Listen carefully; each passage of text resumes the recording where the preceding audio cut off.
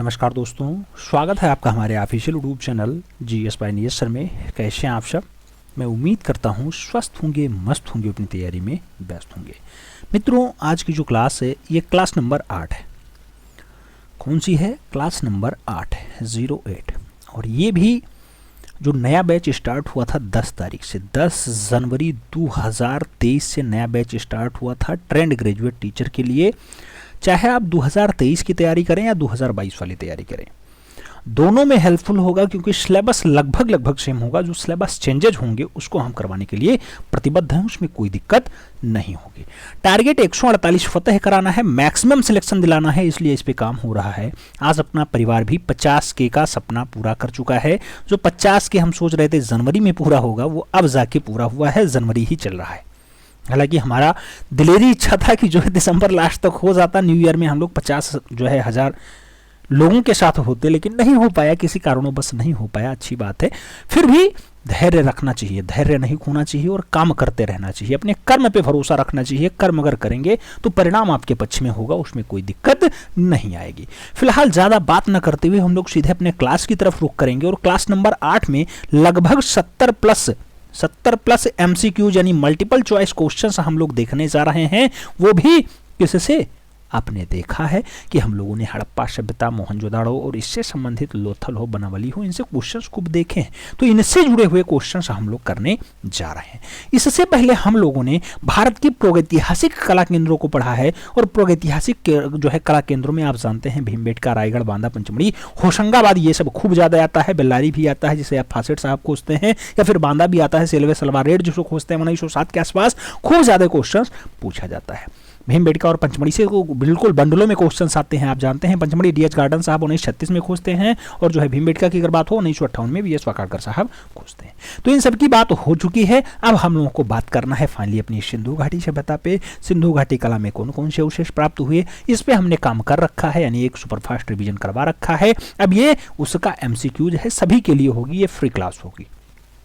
जितने भी MCQs करवाए जाएंगे सभी के लिए होगा, वो सभी दे सकते हैं, आराम से दें, ठीक है, कोई दिक्कत नहीं होनी चाहिए। आराम से आप लोग क्वेश्चंस पे ध्यान दें। पहला क्वेश्चन आपकी स्क्रीन पे है, पूछ रहा है हड़प्पा सभ्यता के लोग निम्नलिखित में से किसकी पूजा करते थे?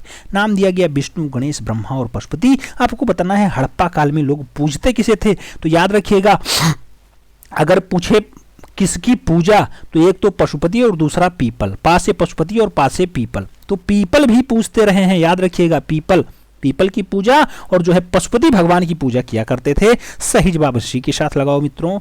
बढ़ो अगले क्वेश्चंस की तरफ। अगला 2 नंबर क्वेश्चंस कह रहा है, सिंधु सभ्यता की लिपि की जानकारी खुदाई से प्राप्त होती है, किन वस्तुओं से ज्ञात होती है? आप जानते हैं कि जो इसकी लिपि है आभूषणों से प्राप्त होगी, मूर्तियों से प्राप्त होगी, मोहरों से प्राप्त होगी, या फिर टीलों से प्राप्त होगी। तो मित्रों, सिंधु घाटी सभ्यता की बात हो रही है, वही सिंधु घाटी सभ्यता जिसे आप जानते हैं कि जो है कई खंडों में बांटा जाता है। हड़प्पा, मोहनजोदाड़ो, चन्हूदड़ो, कुर्जी, कालीबंगा, पीलीबंगा सब आता है। तो उसका जो सिंधु घाटी सभ्यता का प्रमुख नंबर होगा, मूलतः जो हड़प्पा होगा वो पाकिस्तान का मोंटगोमरी जिला होगा। इसमें पूछा जाता है किस लिपि में डाटा मिला है, यानी किससे आप खोज कर पाते हैं। तो जो यहाँ की मोहरें हैं, मोहरों पे एक लिपि लिखी हुई है जिसके कारण आप जान पाते हैं। तो सही जवाब आपको मोहरों के साथ देना होगा, 20 द राइट आंसर बनाना होगा। प्रश्न संख्या 3 की तरफ बढ़ते हैं। 3 नंबर क्वेश्चन कह रहा है, मोहनजोदड़ो से प्राप्त नर्तकी की मूर्ति किस धातु की बनी हुई है? नाम दिया गया तांबा का, टिन का, कांसा का, पीतल का। आपको बताना है जो डांसिंग गर्ल प्राप्त हुई है, आप जानते हैं 10.5 सेंटीमीटर वाली या फिर 4.10 इंच वाली। इसकी आपको धातु बतानी है, किस धातु से है। तो मित्रों, जो धातु होगा कांसा होगा। याद रखना, सिंधु घाटी काल में लोहा का प्रयोग बिल्कुल भी नहीं हुआ है, यानी लोहा का खोजे नहीं हुआ। साथ में तलवार धातु से लोग अपरिचित रहे। बढ़ेंगे अगले क्वेश्चंस की तरफ। 4 नंबर क्वेश्चंस कह रहा है, मोहनजोदड़ो स्नानागार के पूर्व में स्थित स्तूप का निर्माण किस काल में किया गया? तो स्तूप का निर्माण मौर्य काल का है, कुषाण काल का है, शुंग काल का है, या फिर सातवाहन काल का है। मित्रों, जो स्तूप है वहां पे उसको आपको बताना है किस काल का है। सही जवाब कुषाण काल लगेगा। कुषाण काल इज द राइट आंसर लगाइएगा। मोहनजोदड़ो जिसका RD बनर्जी साहब, हाँ रखालदास बनर्जी साहब 1922 में खोज करते हैं, यानी उत्खनन का कार्य करवाते हैं, वो है जहाँ स्नानागार पाया जाए, बृहद स्नानागार, अन्नागार, सभागार, नर्तकी प्रतिमा, ये सब पाया जाए, वो है मोहनजोदाड़ो। मृतकों का टीला वाला सही जवाब सी के साथ बढ़ो अगले क्वेश्चन की तरफ। 5 नंबर क्वेश्चन आपकी स्क्रीन पे है। पूछ रहा है सिंधु घाटी सभ्यता का आकार था, नाम दिया गया आयताकार था, चतुर्भुजाकार था, वर्गाकार था या फिर त्रिभुजाकार था। सिंधु घाटी सभ्यता का जो आकार मिलता है मित्रों वो मिलता है त्रिभुजाकार, तो आपको सही जवाब डी के साथ देना होगा। अगला क्वेश्चन 6 नंबर, सिंधु घाटी के लोग किस धातु से अनजान थे? लोहा, स्वर्ण, टिन, कांसा। भी जस्ट हमने बताया कि लोहा और तलवार यंत्र को नहीं जानते थे और लोहा को नहीं पहचानते थे, यानी लोहा धातु खोज नहीं हुई है, तो सही जवाब आपको फर्स्ट के साथ देना होगा, लोहा के साथ लगाना होगा। बढ़ेंगे अगले क्वेश्चंस की तरफ। 7 नंबर क्वेश्चन आपकी स्क्रीन पे है। पूछ रहा है सिंधु घाटी की मोहरें बनी है, नाम दिया गया मिट्टी की, लोहे की, चमड़े की या फिर कंक्रीट की। तो आप जानते हैं जो सिंधु घाटी काल है मित्रों, यहाँ पर टेराकोटा की मोहरें प्राप्त होती हैं, यानी मिट्टी की मोहरें प्राप्त होती हैं। सही जवाब आपको फर्स्ट के साथ देना होगा, ए इज द राइट आंसर लगाना होगा। 8 नंबर क्वेश्चन कह रहा है निम्नलिखित में से कौन सा एक नगर हड़प्पा संस्कृति का नहीं है? कहा गया कालीबंगा नहीं है, लोथल नहीं है, बनावली नहीं है या फिर गिरिनगर नहीं है। कौन सा नगर जो है हड़प्पा संस्कृति का नहीं है? 4 ऑप्शंस आपने पढ़ा, गिरिनगर की बात हमने कभी नहीं की, तो सही जवाब डी के साथ लगा लो मित्रों। बाकी तो आप जानते हैं, दैमाबाद हो, आलमगीरपुर हो, कालीबंगा हो, राखीगढ़ हो, बनावली हो, रोपड़ हो, देसलपुर हो, धौलावीरा हो, रंगपुर हो, लोथल हो, सुरकोटदा हो, हड़प्पा हो, मोहनजोदाड़ो हो, कालीबंगा हो, चनहुदड़ो हो, कुर्दीदी हो, सुतकागंडोर हो, ये सबके सब जो दिखाई देते हैं ये मूल रूप से सिंधु सभ्यता के हैं, लेकिन गिरिनगर हमने तो सही जवाब डी के साथ बढ़ो अगले क्वेश्चंस की तरफ। 9 नंबर क्वेश्चन आपकी स्क्रीन पे है। सिंधु सभ्यता प्रमुख रूप से प्रसिद्ध है वास्तुकला के लिए, चित्रकला के लिए, मूर्ति कला के लिए या फिर सभी के लिए। जो सिंधु सभ्यता है मूल रूप से जो प्रसिद्धि प्राप्त करती है वास्तुकला के लिए प्राप्त करती है, वस्तुएं खूब मिलती हैं। आप देखेंगे एक पुरुष धड़ मिलता है जो लाल बलुआ पत्थर से मिलता है, ये कहाँ का है? पुरुष धड़ बात करें हड़प्पा से पाया जाएगा। नृत्य धड़ अगर बात करते हैं कहाँ से पाया जाएगा? हड़प्पा से पाया जाएगा। जबकि आप जानते हैं डांसिंग गर्ल तो मोहनजोदाड़ो। प्रश्न संख्या 10 आपकी स्क्रीन पे है। 10 नंबर क्वेश्चन कह रहा है दुसाला ओढ़े योगी की मूर्ति, दुसाला ओढ़े योगी की मूर्ति कहाँ सुरक्षित है? दिया गया राष्ट्रीय संग्रहालय नई दिल्ली में है, रामपुर संग्रहालय उत्तर प्रदेश में है, पटना संग्रहालय बिहार में है या फिर राष्ट्रीय संग्रहालय कराची में है। दुसाला ओढ़े योगी की जो मूर्ति है मित्रों वो आप जानते हैं कि राष्ट्रीय संग्रहालय कराची में रखी हुई है। आपको सही जवाब किसके साथ लगाना होगा? डी के साथ लगाना होगा। D is the right answer banana, D is the right answer. बढ़ेंगे अगले क्वेश्चंस की तरफ। अगला क्वेश्चन 11 नंबर आपकी स्क्रीन पे ये रहा। पूछ रहा है सिंधु सभ्यता का प्रसिद्ध स्नानागार कहां से मिलता है? दिया गया नाम चनहुदड़ो से, हड़प्पा से, तक्षशिला से और मोहनजोदड़ो से। आपको बताना है सिंधु सभ्यता का जो बढ़िया वाला स्नानागार है, नहाने वाला है, यानी क्या है? आप जानते हैं आज की डेट में उसे कुछ कहा जाता है वाटरफॉल वाल, तो वो मोहनजोदड़ो से प्राप्त होता है। सही जवाब डी के साथ देना, D is the right answer लगाना। बढ़ेंगे अगले क्वेश्चंस की तरफ। अगला क्वेश्चंस कौन सा? अच्छा 12 नंबर आपकी स्क्रीन पे ये रहा मित्रों।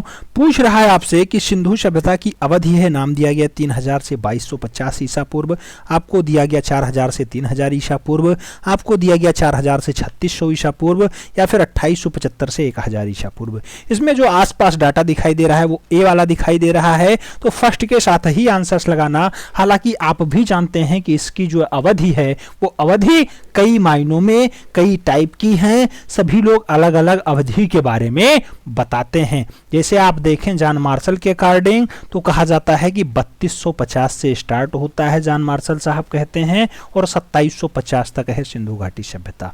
जबकि आप डीपी अग्रवाल साहब का देखें तो वो कहते हैं 2350 से स्टार्ट होता है, 1750 ईसा पूर्व तक रहता है।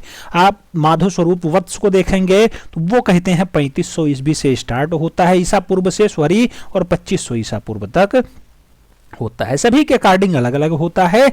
और जो है मार्टिन व्हीलर के अकॉर्डिंग अगर आप देखें तो 2500 से स्टार्ट होता है और कहा जाता है कि 1500 ईसा पूर्व तक का डाटा सिंधु घाटी सभ्यता की अवधि में आता है। तो यहां सही जवाब फर्स्ट के साथ लगाओ। बढ़ेंगे अगले क्वेश्चंस की तरफ। 13 नंबर क्वेश्चन आपकी स्क्रीन पे। प्रथम धातु मूर्ति किस सभ्यता से प्राप्त हुई? नाम दिया गया वैदिक सभ्यता, मौर्य सभ्यता, सिंधु सभ्यता, गुप्त सभ्यता। प्रथम धातु मूर्ति किस सभ्यता से प्राप्त होती है मित्रों? आप जानते हैं कि जो धातु मूर्ति प्राप्त होती है वो सिंधु घाटी सभ्यता से प्राप्त होती है और कांसा धातु की बनी हुई है, कांसा धातु होती है। डांसिंग गर्ल की प्रतिमा है, 4.10 इंचेज है। अगर लंबाई सेंटीमीटर में पूछी जाए तो 10.5 सेंटीमीटर आपको आंसर्स देना होता है। बढ़ेंगे अगले क्वेश्चंस की तरफ। 14 नंबर क्वेश्चन आपकी स्क्रीन पे। सिंधु सभ्यता की सबसे प्रमुख विशेषता थी।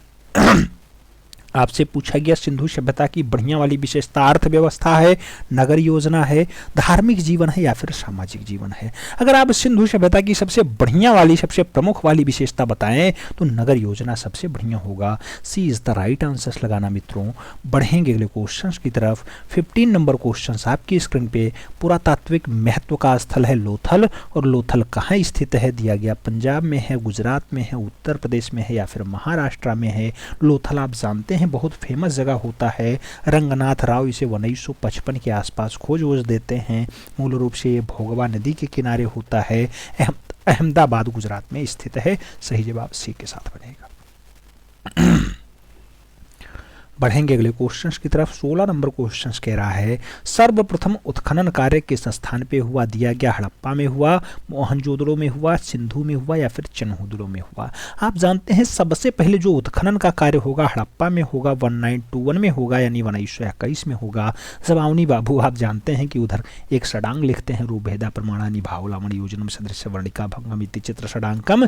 तब यहाँ दयाराम साहनी जी, क्या दयाराम साहनी जी मूल रूप से 1921 में रावी नदी के किनारे माउंट गोमरू जिला, पहले वो पंजाब का हिस्सा होता था, आप जानते हैं अखंड भारत का हिस्सा था। बाद में पाकिस्तान बनता है और 1947 में पाकिस्तान का अस्तित्व आता है। तो उस टाइम पंजाब वाले बेल्ट में माउंट गोमरू जिला में मूल रूप से उत्खनन का कार्य दयाराम साहनी जी कर रहे थे। 192 सही जवाब फर्स्ट के साथ लगाओ मित्रों। बढ़ेंगे अगले क्वेश्चंस की तरफ। 17 नंबर क्वेश्चन आपकी स्क्रीन पे ये रहा। हड़प्पा में मिट्टी के बर्तनों पे किस रंग का प्रयोग हुआ है दिया गया। सफेद रंग, पीला रंग, काला रंग, लाल रंग। आपको बताना हड़प्पा में मिट्टी का बर्तन जो बना उस पे ज्यादातर बर्तनों पे किस रंग का, तो याद रखिएगा जो रंग होगा लाल होगा। जो बाउंड्री बनाई जाएगी यानी एक तुलिका टाइप का, तो वहां कहीं कहीं काला रंग भी प्रयोग किया गया, लेकिन आपको लाल रंग आंसर देना है। D is the right answer बनाना है। बढ़ेंगे अगले क्वेश्चन की तरफ। 18 नंबर क्वेश्चन कह रहा है हड़प्पा का संबंध है, नाम दिया गया मिस्र से, ग्रीक से, ईरान से, इंडस वैली से। जो हड़प्पा का संबंध होगा मित्रों वो इंडस वैली सिविलाइजेशन से होता है यानी सिंधु घाटी सभ्यता से होता है। तो सही जवाब डी के साथ। बढ़ रहे हैं अगले क्वेश्चन की तरफ। 19 नंबर क्वेश्चन आपकी स्क्रीन पे है। सिंधु सभ्यता से प्राप्त पूर्ण परिपक्व प्रमाणिक कितने स्थलों को नगरों की संख्या दी गई। आपको बताना पूर्ण रूप से परिपक्व हो और प्रमाणिक भी हो। 8, 4, 6 और 2 पूछा, हर टाइप से क्वेश्चन गया है। तो प्रमाणिक नगर जब पूछे तब 6 लगाइएगा, प्रमाणिक नगर 6। अगर ये पूछे पूर्ण रूपेण विकसित नगर तब लगाइएगा 2, हड़प्पा और मोहनजोदड़ो। तो इसका सही जवाब बी लगाइएगा। B is the right answer लगाओ। बढ़ेंगे अगले क्वेश्चन की तरफ। 20 नंबर क्वेश्चन आपकी स्क्रीन पे रहा। सिंधु सभ्यता की खोज किसने की थी। नाम दिया गया शिव सहाय ने की, जॉन मार्शल ने की, दयाराम साहनी ने की या फिर रखालदास बनर्जी ने की। सिंधु घाटी सभ्यता की जो खोज होती है मित्रों जॉन मार्शल साहब खोजते हैं, तो आपको जो है लगाना होगा जॉन मार्शल। सिंधु घाटी सभ्यता का आकार खूब पूछा जाता है, त्रिभुजाकार होता है याद रखना। और इसका क्षेत्रफल हो सकता कभी पूछ ले तो 1299,600 वर्ग किलोमीटर लगाइएगा, किलोमीटर स्क्वायर। 1299,600 वर्ग किलोमीटर स्क्वायर। ठीक है। सिंधु में जो सहायक नदियां होंगी सिंधु, झेलम, चिनाब, रावी, सतलज, ब्यास, ये सब आती हैं सहायक नदियां। और आप जानते हैं इसमें खूब ज्यादा विस्तार होता है, खूब ज्यादा उत्खनन का कार्य होता है। उत्तर प्रदेश का एक बेल्ट आता है जिसका नाम मेरठ है। आलमगीरपुर में यज्ञदत्त शर्मा साहब भी 1958 में खोजाई वदाई कर देते हैं। आगे बात करते हैं 21 नंबर क्वेश्चन पे। 21 नंबर क्वेश्चन कह रहा है मित्रों हड़प्पा संस्कृति के अवशेष कहाँ पर स्थित हैं। पूछा गया अफगानिस्तान में है, नेपाल में है, पाकिस्तान में है या फिर चीन में है। तो जो हड़प्पा संस्कृति है उसके जो अवशेष हैं वो पाकिस्तान में है। आप देखते होंगे ज़्यादातर जो स्थल हैं, जैसे आप देखें तो हड़प्पा तो माउंट गोमरू जिला पाकिस्तान में पाया जाता है। तो हड़प्पा का सबसे ज़्यादा जो स्थल है रावी नदी के किनारे पाकिस्तान वाले में है। सही जवाब बी के साथ लगा लो। बढ़ो अगले क्वेश्चन की तरफ। 22 नंबर क्वेश्चन कह रहा है धातु निर्मित नर्तकी की मूर्ति कहाँ से प्राप्त हुई। दिया गया हड़प्पा, मोहनजोदाड़ो, रायगढ़ और बेल्लारी। आपको बताना है कहाँ से आप डांसिंग गर्ल पाते हैं। डांसिंग गर्ल के लिए आप जानते हैं मोहनजोदाड़ो जिम्मेदार है। मोहनजोदाड़ो का मतलब होता है मृतकों का टीला। 1922 में जिसकी उत्खनन का कार्य आप जानते हैं आर.डी. बनर्जी साहब करवाते हैं, यानी रखाल दास बनर्जी जी करवाते हैं। वो है माउंट गोमरू जिला नहीं, सिंध प्रांत का लरकाना जिला में है मृतकों का टीला। सही जवाब सी के साथ लगाओ मित्रों। बढ़ रहे हैं अगले क्वेश्चंस की तरफ। 23 नंबर क्वेश्चंस कह रहा है भारतीय कला का सबसे प्राचीन केंद्र है। नाम दिया गया अजंता है, महाबलीपुरम है, खजुराहो है, फिर सिंधु घाटी की सभ्यता है। भारतीय कला का जो सबसे प्राचीन केंद्र होगा मित्रों वो होगा सिंधु घाटी की सभ्यता। तो सही जवाब आपको डी के साथ देना होगा। बढ़ेंगे अगले क्वेश्चंस की तरफ। 24 नंबर क्वेश्चंस कह रहा है हड़प्पा, मोहनजोदाड़ो किस सभ्यता से संबंधित हैं। नाम दिया गया गुप्त सभ्यता, सिंधु सभ्यता, शुंग सभ्यता और मौर्य सभ्यता। आपको बताना है किस सभ्यता से। आप जानते हैं सिंधु सभ्यता से संबंध होता है इसका। तो सही जवाब सी के साथ लगेगा। बढ़ेंगे अगले क्वेश्चन की तरफ। 25 नंबर क्वेश्चन कह रहा है पशु आकृति युक्त मोहरें कहाँ पाई गई।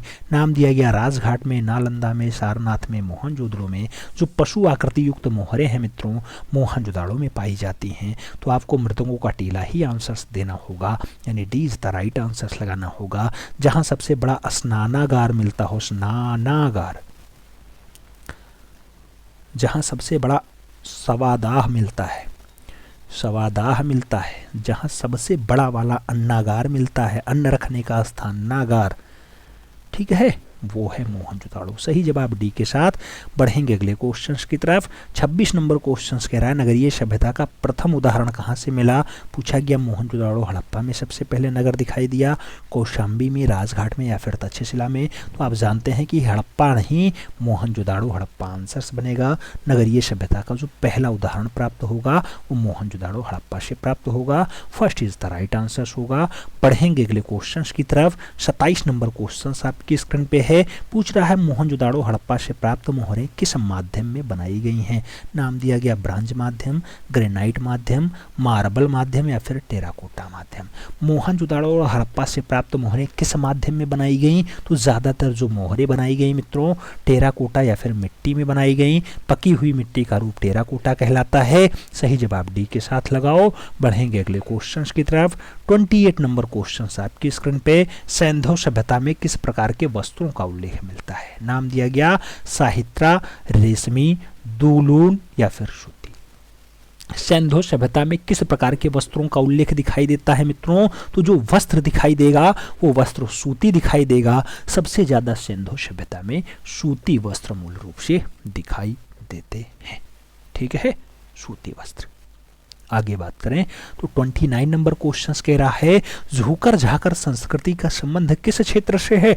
पूछा गया राजस्थान से, सिंधु से, महाराष्ट्र से या फिर गंगा घाटी से। जो झूकर झाकर संस्कृति का संबंध दिखाई देता है मित्रों वो आपको सिंधु से ही दिखाई देगा। आप झूकर झाकर देखें, आप मेलवी सभ्यता देखें, आप कांस्ययुगीन सभ्यता देखें, आप हड़प्पा की सभ्यता देखें, आप सिंधु घाटी सभ्यता देखें या फिर आप पकाई गई ईंटों की सभ्यता देखें, सबका सब नाम सिंधु घाटी सभ्यता से होगा। तो सही जवाब सी के साथ लगाओ। बढ़ेंगे अगले क्वेश्चन की तरफ। 30 नंबर क्वेश्चन आपकी स्क्रीन पे है। सिंधु घाटी किस आभूषण का प्रयोग नहीं करते थे। नाम दिया गया करधनी नहीं पहनते थे, निष्क, पायजेब या फिर भुजबंद, कौन सा जो है क्या आभूषण नहीं प्रयोग करते थे। तो निष्क का प्रयोग नहीं किए हैं। सही जवाब सी के साथ।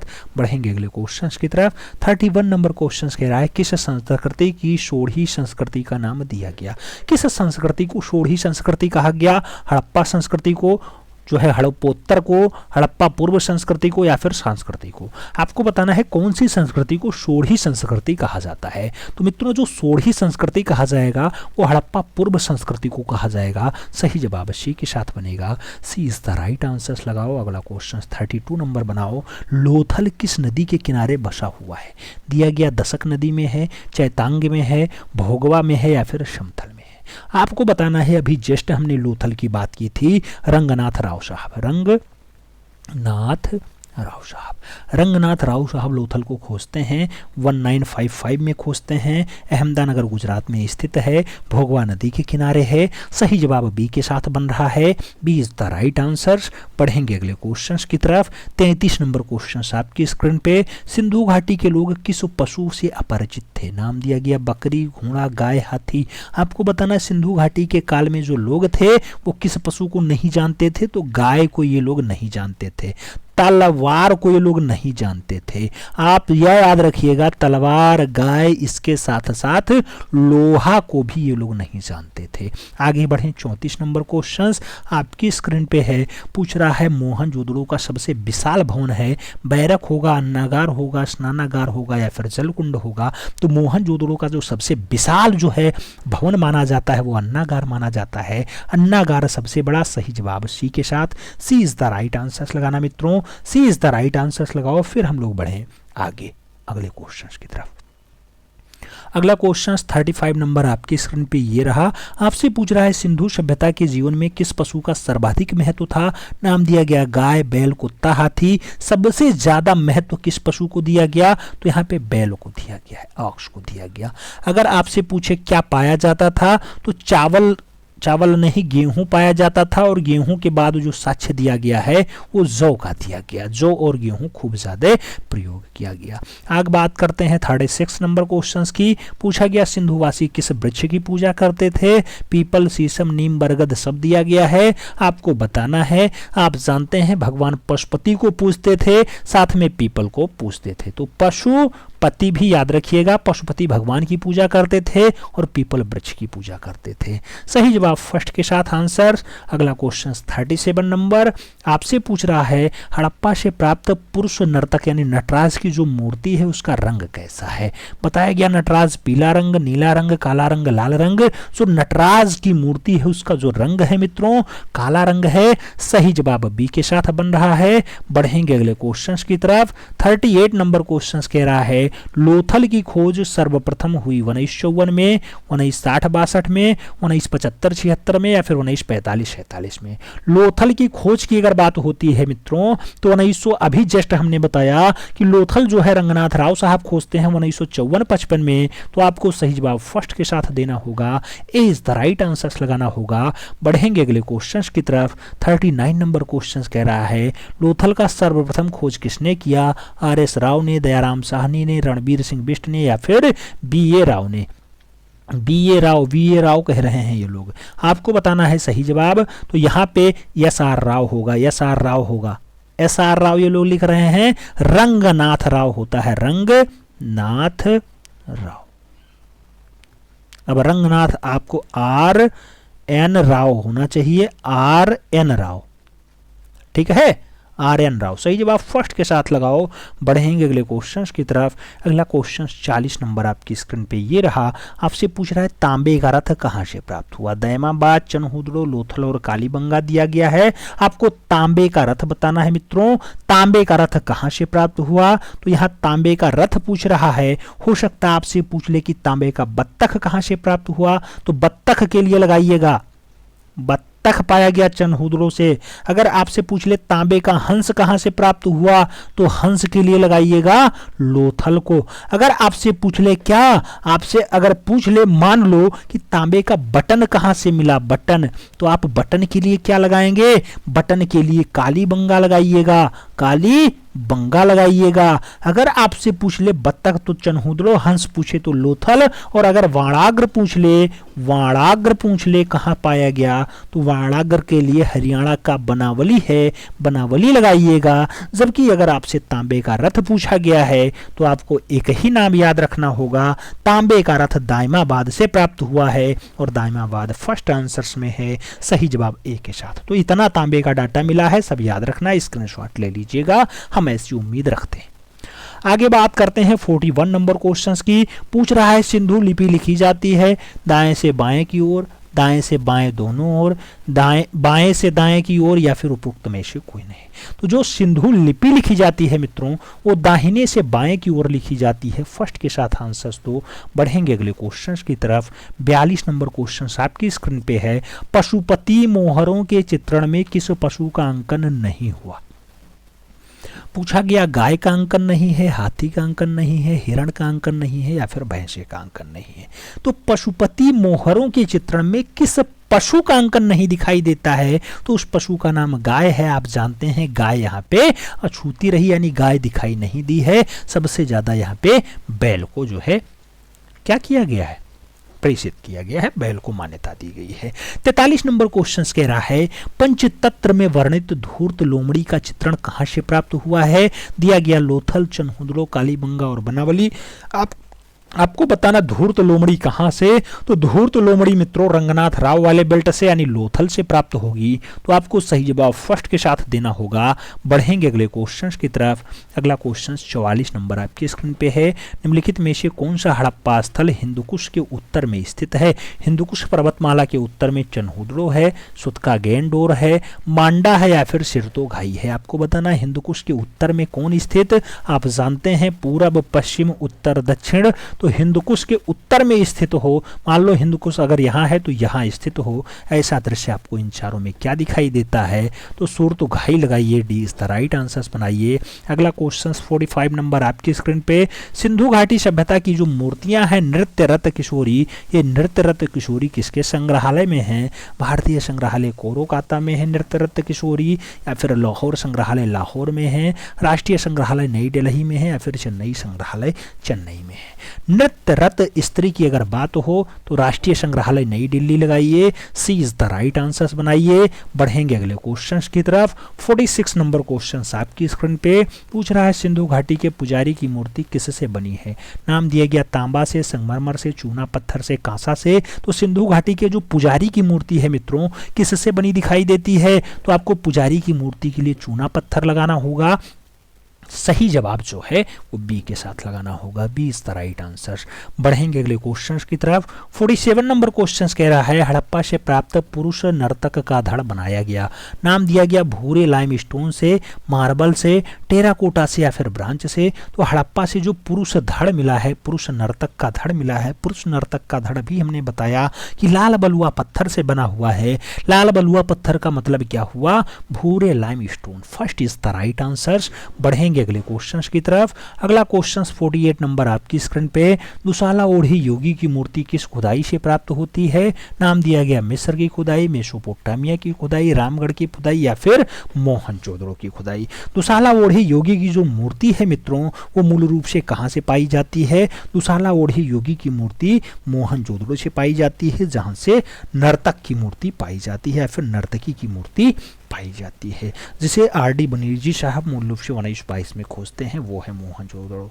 बढ़ेंगे अगले क्वेश्चंस की तरफ। 49 नंबर क्वेश्चंस कह रहा है मोहनजोदड़ो पाकिस्तान में कहां पर है? कराची में है, पेशावर में है, लरकाना में है या फिर लाहौर में है। आप जानते हैं जो मोहनजोदड़ो है ये मूल रूप से लखराना वाला है, लरकाना वाला। सही जवाब बी बनेगा, B is the right answer. बढ़ो अगले क्वेश्चंस की तरफ। 50 नंबर क्वेश्चंस कह रहा है सिंधुवासी मातृ देवी के रूप में किसके उपासक थे? नाम दिया गया पक्षी के उपासक हैं, जननी के उपासक हैं, प्रकृति के उपासक हैं या फिर काली के उपासक हैं। तो सिंधुवासी जो है मातृ देवी के रूप में जिसके उपासक होते हैं उनका नाम होता है जननी। जननी मतलब माता, और आप जानते हैं सही जवाब सी के साथ बनेगा, मातृ देवी। सही जवाब सी के साथ।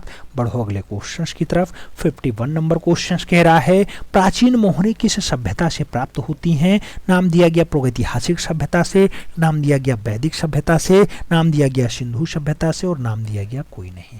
प्राचीन मोहरें किस सभ्यता से प्राप्त होती हैं? तो जो प्राचीन काल की मोहरें हैं मित्रों वो सिंधु सभ्यता से प्राप्त होती हैं। सही जवाब बी के साथ बनेगा, B is the right answer लगाओ। फिर हम लोग बढ़ें अगले क्वेश्चंस की तरफ। अगला क्वेश्चन 52 नंबर आपकी स्क्रीन पे ये रहा। 52 नंबर क्वेश्चन कह रहा है सिंधु घाटी में कौन सा धातु सर्वाधिक प्रयोग किया जाता था? सिंधु घाटी सभ्यता में कौन सा धातु, लौह, कांस्य, सोना, तांबा, कौन सा धातु ज्यादा प्रयोग किया गया? तो उस धातु का नाम है तांबा। सही जवाब डी के साथ बनेगा, D is the right answer लगाओ। बढ़ेंगे अगले क्वेश्चंस की तरफ। 53 नंबर क्वेश्चन आपकी स्क्रीन पे। सिंधु घाटी के लोग पूजा करते थे। नाम दिया गया इंद्र और वरुण का, पशुपति का, विष्णु और ब्रह्मा का या फिर शनि का।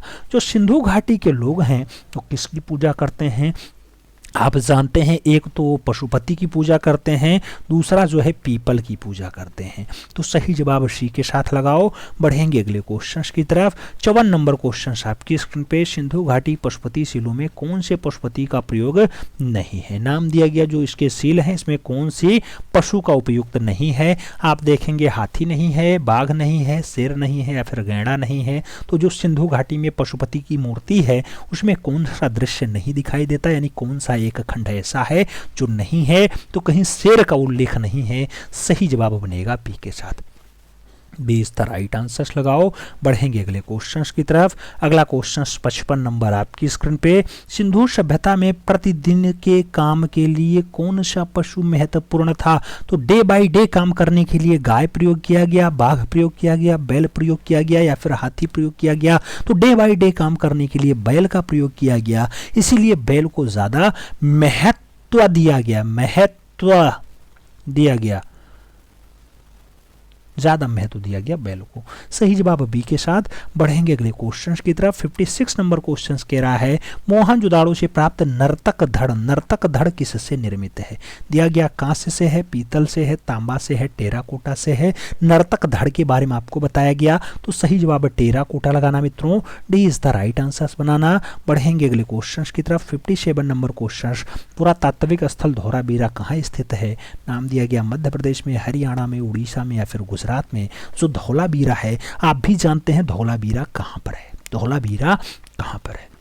बात करें धौलावीरा की तो कच्छ का गुजरात वाला बेल्ट होता है, मनहर नदी होती है, कच्छ गुजरात सही जवाब बनेगा। D is the right answers लगाना। बढ़ेंगे अगले क्वेश्चंस की तरफ। अगला क्वेश्चन 58 नंबर आपकी स्क्रीन पे। मोहनजोदड़ो से प्राप्त जो मूर्ति है वो बहुचर्चित है, भैंसा की, वृषभ की, तवांगी, नर्तकी युवती या फिर हाथी की। आपको बताना है मोहनजोदड़ो की कौन सी मूर्ति जो है बहुत ज्यादा चर्चित है। तो बहुत ज्यादा चर्चित जो मूर्ति है वो तवांगी नर्तकी युवती है। सही जवाब बनेगा सी के साथ।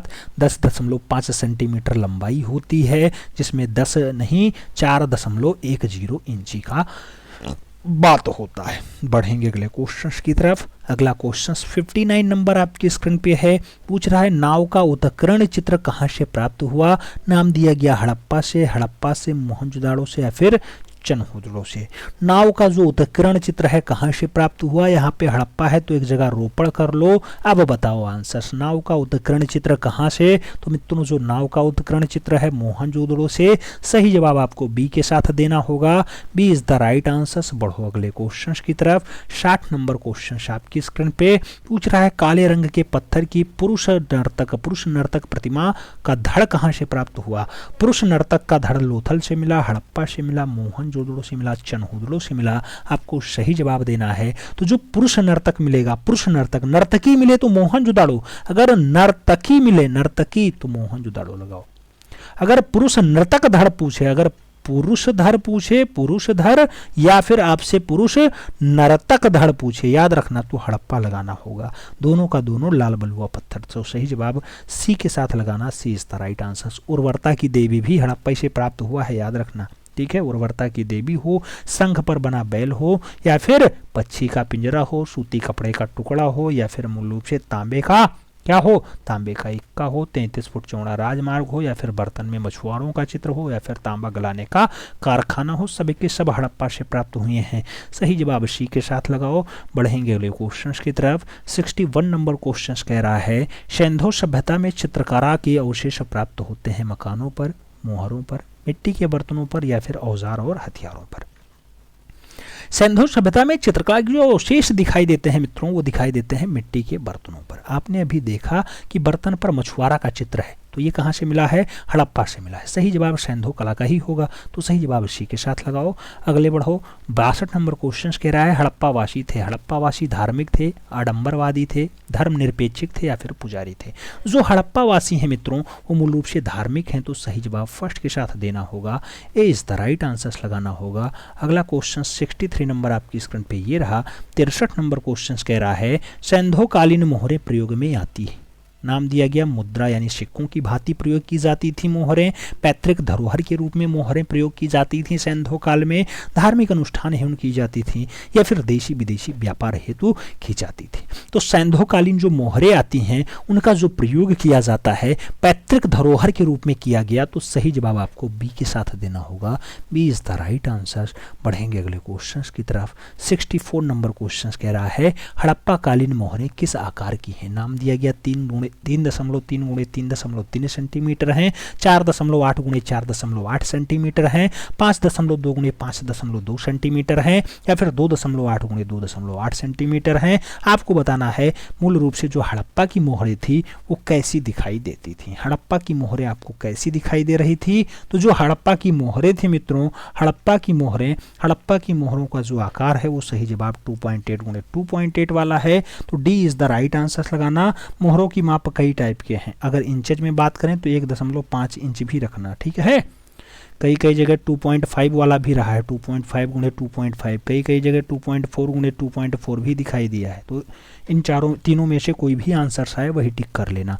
आगे बढ़ते हैं 65 नंबर क्वेश्चन की तरफ। 65 नंबर क्वेश्चन कह रहा है हड़प्पा कालीन के स्थल से संसार का सबसे प्राचीनतम जो है साइन बोर्ड प्राप्त हुआ है। साइन बोर्ड लोथल से मिला, धौलावीरा से मिला, कालीबंगन से मिला या फिर कहाँ से मिला, मोहनजोदाड़ो से। आंसर दीजिए। साइन बोर्ड के लिए धौलावीरा आंसर लगाइएगा। धौलावीरा मतलब वही रविंद्रनाथ बिष्ट जिसे 1990-91 में खोजते हैं।